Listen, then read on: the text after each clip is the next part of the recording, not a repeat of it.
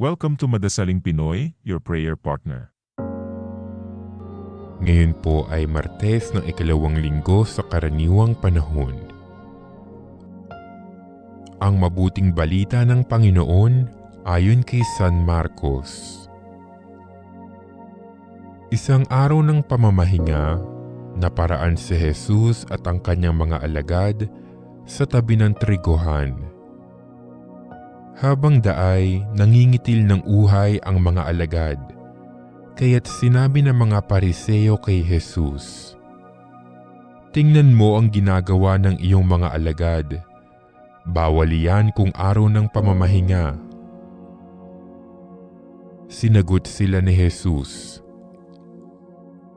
"Hindi pa ba ninyo nababasa ang ginawa ni David noong si Abiatar ang pinakapunong saserdote? Nang siya at ang kanyang mga kasama'y magutom at walang makain, pumasok siya sa bahay ng Diyos at kumain ng tinapay na handog sa Diyos. Ayon sa kautusan, ang mga saserdote lamang ang may karapatang kumain niyon, ngunit kinain iyon ni David at binigyan pa ang kanyang mga kasama." Sinabi pa ni Jesus, itinakda ang araw ng pamamahinga para sa kabutihan ng tao.